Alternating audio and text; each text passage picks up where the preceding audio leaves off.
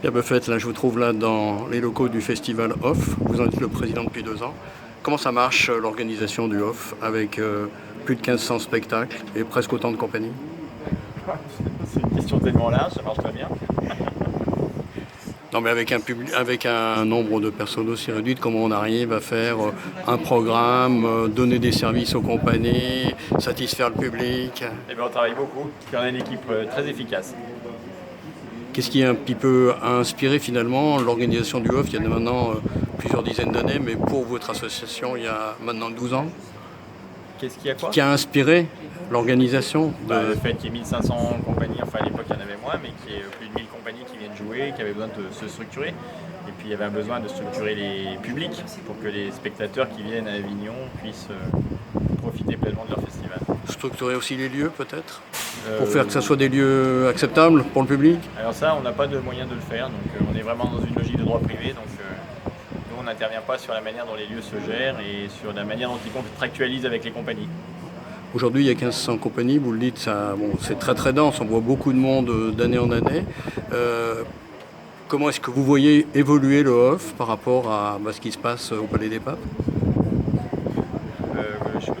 Comment est-ce que le Off se tient par rapport à ce qui se passe au Palais des Papes en termes de qualité, de ce qui est présenté, de nombre de compagnies? La qualité elle augmente, hein. Nous on travaille sur la professionnalisation, donc on a des artistes de plus en plus professionnels, donc on a des spectacles de qualité croissante tous les ans. Voilà. Et puis on a de plus en plus de théâtre public qui vient aussi, on a des producteurs privés qui sont présents, donc on a une vraie diversité des structures de production et donc des spectacles qui sont proposés. Pour vous qui êtes producteur, c'est un lieu possible de trouver des spectacles pour des programmateurs dans l'année? Ah bah évidemment, ils viennent, tous les Pour ça. programmateurs viennent ici pour ça. En plus, et puis c'est ma dernière question, il y a des services qui sont rendus. Par exemple, dans la cour, là, il y a des débats réguliers, des rendez-vous professionnels.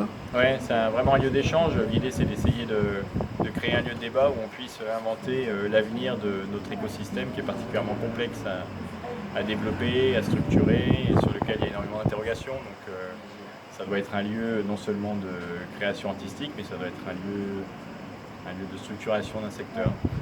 J'ai un tout petit que d'ici là, cette dernière question. Ces 20 dernières années, on a vu évoluer ce qu'on appelle l'intermittence et son statut. Comment est-ce qu'aujourd'hui vous vous sentez que vivent les artistes du spectacle vivant? On vit mieux qu'avant, on vit moins bien qu'avant, comment ça se passe? Je sais pas, je sais que par contre ici il y en a au moins 70% qui ne sont pas payés pour faire leur travail et que ça c'est un vrai problème.